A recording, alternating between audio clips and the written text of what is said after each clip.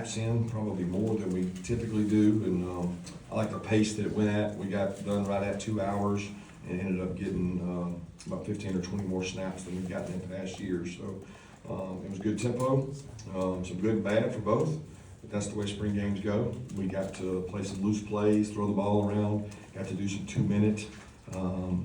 Excited about the guys that got to play. We got a lot of work to do in terms of off season and getting ourselves where we need to be for next year. But a lot of the mid-years got valuable minutes. I can remember when mid-years kind of went with the 3s and 4s, and now it seems like more of them are going with the 2s. That's just the way of college football right now. So excited about the work we've had and looking forward to progress we make into fall camp, into the next season. Hey, Coach, what are some areas that you're looking for your team to grow in over the next several months? Mental and physical toughness, I think, is one of the number one areas that we can get better at, grow, have more guys that can play winning football. A couple of those mid-years defense, especially Elijah Griffin and then Dominic Kelly had an interception. What have you seen from those two guys throughout this spring? Hard to read, honestly. I have to watch the tape, but Dom's was a busted route, so it was I like to look at the judge the play based on, did you make a great play or did he make a great play? I don't think either happened on that. Those are more circumstantial plays. So, they're typically the ones that the media see and say, well, in the sack line, he had an interception. Did he go up and make a great play? I'm not taking anything away from Dom because Dom's had a really good spring, but that ball was thrown right to him. We had a busted route.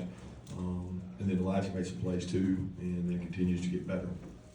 I'm sure you'll want to go back and watch it, but what were your immediate takeaways from Gunner and Ryan today? Both did some good things and both did some poor things, which when you get in game environment, they need that. They need a game environment, they need a pocket, they need live, they need to play football. And they continue to get better. They understand they have some weapons on the outside. We have to rely on those guys to be able to make some plays. I think both those guys understand the offense. Ryan's come a long way in what was really his first spring, and he made some nice throws. Where have you seen Gunner improve the most from the start of spring practice? Confidence, understanding the offense, knowing when to take a shot, which he didn't do a great job today. He had a couple times that he could have thrown the ball, checked it down. He took shots that he probably didn't have to, but he's done a really good job with his feet, his legs. He made plays with his legs today. I thought Ryan did too. They're both good athletes that can extend plays. Kirby, what do you think of your wide receiver group after 15 spring practices? Excited to see some more growth, excited to see some more toughness, excited to see what they can do in the fall. The biggest thing is keeping them healthy, and I don't know what the number is, but I would bet there's 6 or 7 of them that are in their first time playing this offense, and that takes a little time. So I thought the 6 or 7 new guys got better as the spring went on, and they got a chance to get 20-something more practices to grow even more. We're not where we need to be at Whiteout, but we have a good group to work with. Zachariah, specifically at receiver, how have those guys kind of grown since they got on campus 3-4 months ago? They're learning the offense. When I mentioned those 6 or 7, they're in that number of guys that have to continue to grow and understand. Zach missed 2 or 3 practices that probably hurt him in terms of getting reps and understanding the offense.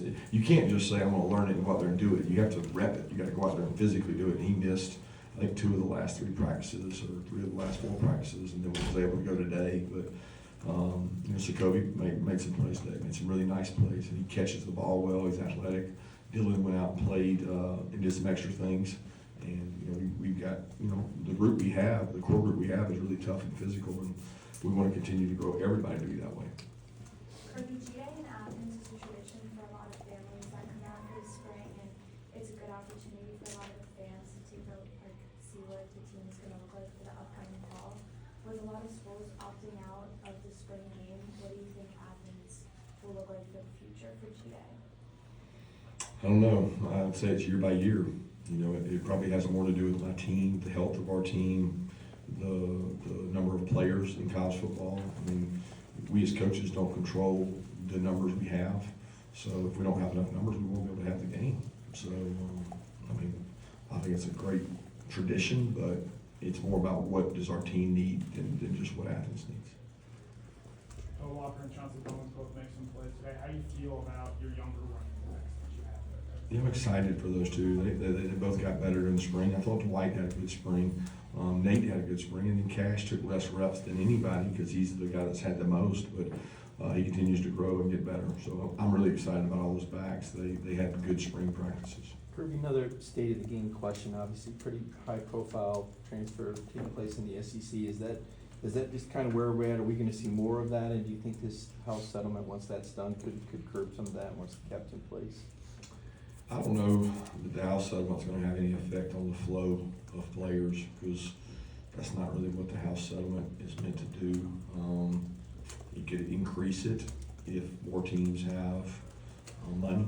I think it's hard to say what's going on in our league, how that'll impact things in the future. I can't foresee that. I think it's been spiraling and it's continuing to spiral, so I don't know what reins it in. I don't know that there's anything anybody can do to rein it in. It is what it is, and you have to manage your culture as good as you can, and you have to manage the players you take as good as you can, and you gotta move on and play with the players that are there. I mean, I really don't concern myself much with it. I just focus on the guys that are here and the guys that we can get to be here, not worry about the ones that don't want. Following up, you got more agents that coaches seem to be dealing with than players and player parents. Is that an issue, or do you see more of that coming, and does that require a different management style?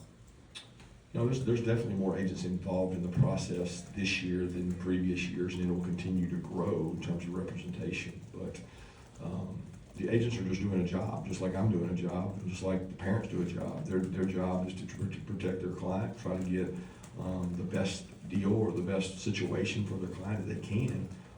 And I understand that is a business side of it. I don't think that's a bad thing. I think it's only bad when we don't have a system that has comps. You don't have a system that there's, okay, this is what the comp is for a kid. Sometimes their comp and what our comp is are completely different. And obviously both sides are trying to slant things their way. And that makes it really challenging. And you don't have that challenge in the NFL because it's public knowledge and you know what you're working off of. Nobody really knows in college football, you know, what teams you're working off of. Coach, what do you think about the play of Justin Williams and Chris Cole, and how do you feel about that linebacker room in general? Yeah, I'm excited about Justin and Chris. I'll tell you that there's not two players on our team that play with more fire, passion, and energy, and we talk about it all the time. Fire, passion, show me your fire, passion, and energy. They were having fun on the field. They enjoy each other. They compete. They love the game of football. So if there's anybody out there that's playing high school football that has fire, passion, and energy and just loves the game, we got a spot for you. Just come to Georgia. We'll find a way to get you there. And, you know, fire, passion, and energy pays off. It's not the ratings or the stars or all those things. It really isn't. It's just the kids that want to play the game the most right now, and those are the ones that play the best. And those two guys personify that. You know better than anybody that's in upfront league, Coach. What have you seen, but not necessarily today, but over the course of the spring that let you know that you can be competitive? Yeah, we got great size up there. I think when you look across the teams we play, the upper echelon best teams in our conference, they win with a line of scrimmage. We're probably not as good on the line of scrimmage as we have been in the last 3 to 4 years. We got time to get there, and we got to get there. It's just hard because you have less defensive linemen and offensive linemen than we've ever had before, and we seem younger. You know, we've had a void that we knew was coming with the Dylan, Jared, Tate, the trust that's been there it's been coming for a while. So we've tried to make up for it and put the right kind of kids in those shoes, but they're not where those kids were yet. And then on the defensive line, for Warren, Nas, Michael, Ty, there's a lot of guys leaving out of that room. So there's a lot of big bodies for us that had to be replaced, and we are not where we need to be on the line of scrimmage. But I'm very pleased with the kids we have. I'm just not pleased with where we are. We have to get better. You mentioned it being a younger team. Does that maybe help make these guys hungrier just because so many of them weren't on those national championship teams and eager to prove that they can go and do that and uphold the standard? Yeah, fire, passion, energy. That's what we're looking for out of those kids. And a lot of times, the guy that plays hard is better than the guy that just has the most talent, and we're trying to get more of it. Colby had a touchdown, nearly had another one. What have you seen from him this spring, and what does his skill set mean to this offense?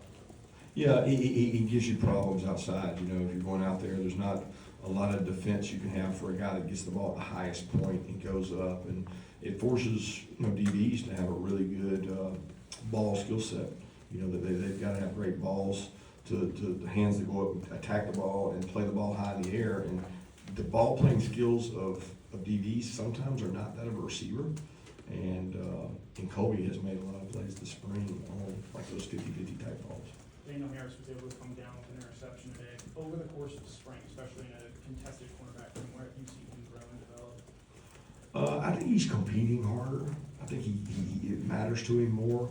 He sees two really good players at the corner position with him, with DeMelo and Ellis, and he's competed really hard. He's had some plays where he's given up balls, and he's had some plays he's made them. Like, DeMelo had a really good spring, and he lost a couple battles today, and then at the end, Ellis had a couple where he had 50-50 balls. So, all three of those corners have gotten better. I think Dante's done a great job with them. I have a lot of confidence in those guys.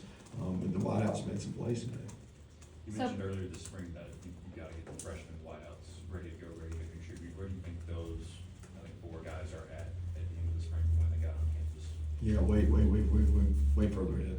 They've come a long way. They were thrown into the fire. They've been demanded to get the call, line up. They're ahead of where our typical freshmen are because they've gone with the twos. And they've got a ways to go still. They had a little anxiety today. They had a couple plays I thought they should have made, but they're a good group. And Tyler's been hurt, so we haven't been able to see him much. But that young group they've made some plays for us. Before the game, we found out that Tennessee's going to be moving on from Nika because they couldn't come to an agreement. What does that situation say about the current state of college football and, more importantly, where it's headed? Don't know that I know that. I don't know enough about that situation to fairly comment on it. I basically know what you guys know. And then you don't know what's real, what's being reported, what's being leaked, what are the reasons for all of it. Again, I'm worried about my house.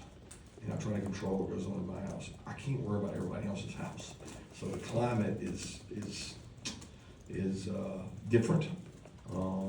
But again, I'm focused on the kids we got that want to be here. You said earlier in the spring that Ryan was getting some first team snaps, and of course he got some snaps with the red offense today. How would you characterize that competition? How did he push Gunner through the spring?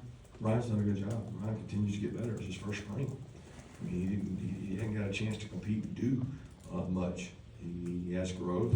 He's still probably a little bit behind Gunner in terms of the knowledge of the offense, but he's catching up in regards to that, right? He's getting experience, knowing when to pull it down and run it, when to throw it away, just game management decisions. He's not going to do anything but get better, and they're both great kids who have a great relationship with each other, and we're very lucky to have two guys that care so much about Georgia, and they're not worried about the perception or whatever you're going to write coming out of the scrimmage of your view of them. They don't care.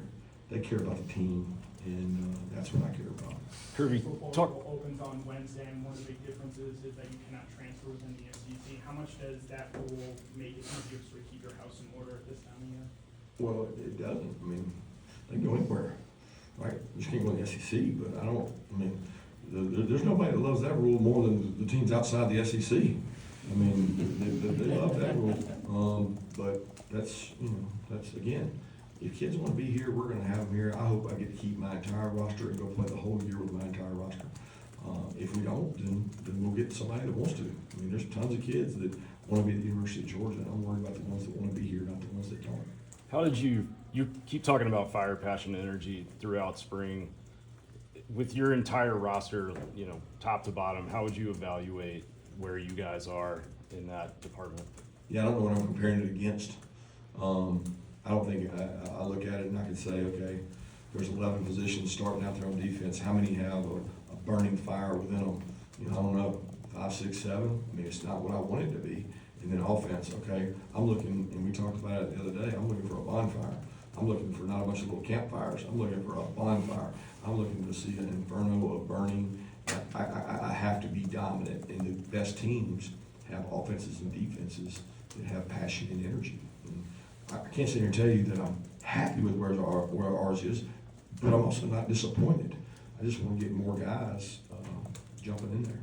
London had a couple with touchdowns. How much do you feel like he's improved in his second offseason compared to where he was last year when he first joined you guys? Yeah, he's way beyond. When he came, he wanted to be developed, he wanted to learn this offense. He understands that he can play multiple positions. He's probably the only guy, he and Dylan Bell, that can play all three. Coach Collington do a great job of teaching those guys all three positions.